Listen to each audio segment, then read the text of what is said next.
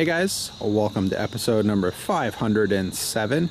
Today is Monday, so it's update Monday, and it's been getting really cold out at night, and I thought it was time to break down this setup here, the Aquaponics system, chop and flip system, 55-gallon barrel solar panel system. So before we do that, I just wanted to quickly walk through what we've got here and how successful we were. So if you guys remember, I wanted to plant two really easy plants in here just as a trial, and we have basil on the left, and a lot of this has actually already been harvested. I would say we probably had close to 24 plants that got to around this size before we harvested them. We've probably had around 6 or 8 meals with basil, and this is sort of what's left.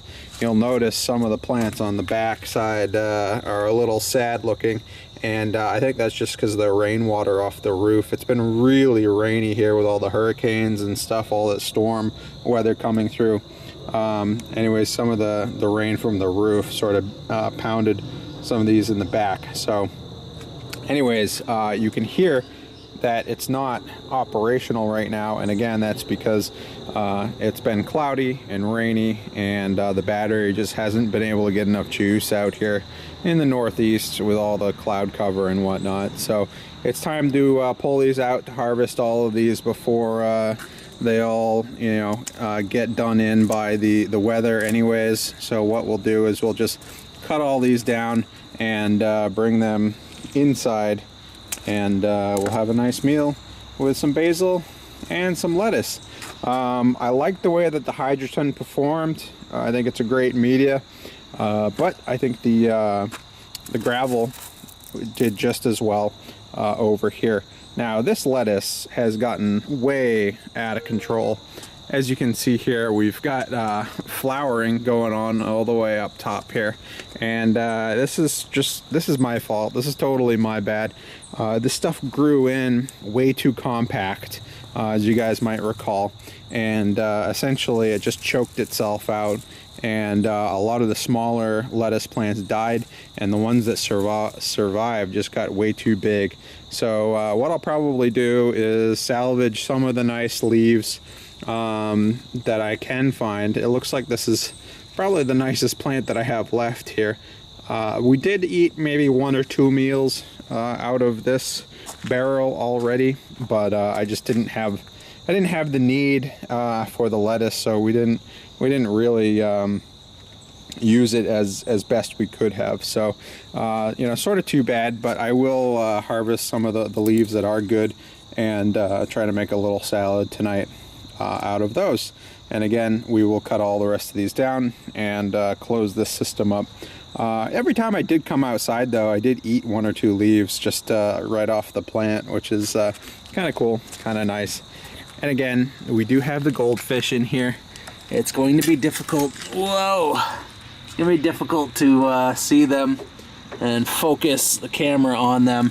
But what I will do, what I will do is bring those inside so that we can better see them, and bring them inside so that they don't freeze over the winter. So let's harvest all of this, and let's bring the fish inside if I can net all of them, and we'll see where they're going to spend the winter. All right, and here is the finished product. Hours later, we've managed to catch all of the goldfish and shut down the aquaponics system.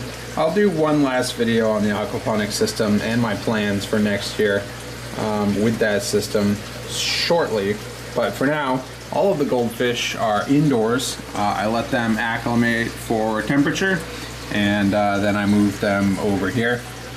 They've only been in here for a few minutes, and they're already starting to warm up to the tank, and they look very active and very happy in here.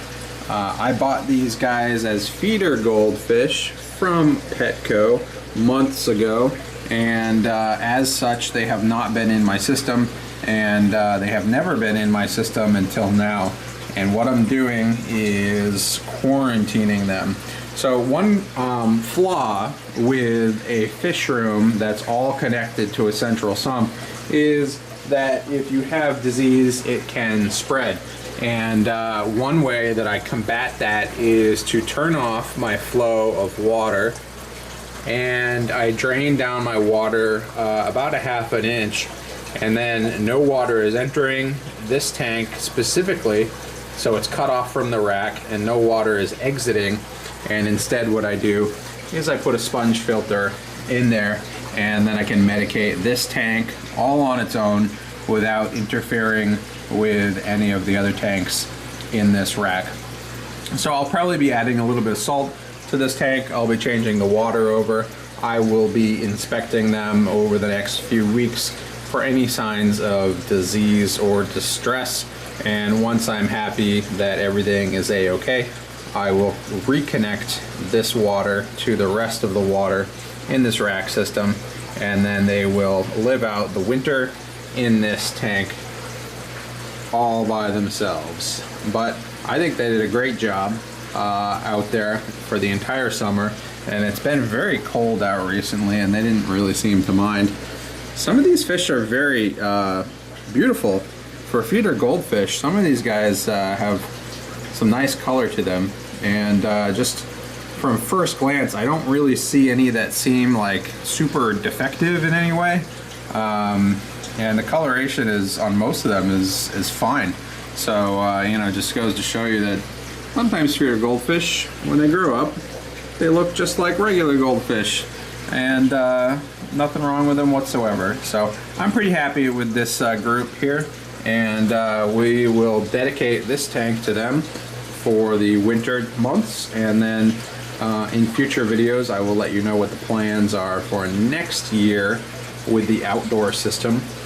And maybe these guys will return back outdoors once the weather warms up. Anyways guys, hope you enjoyed, and I'll see you guys later.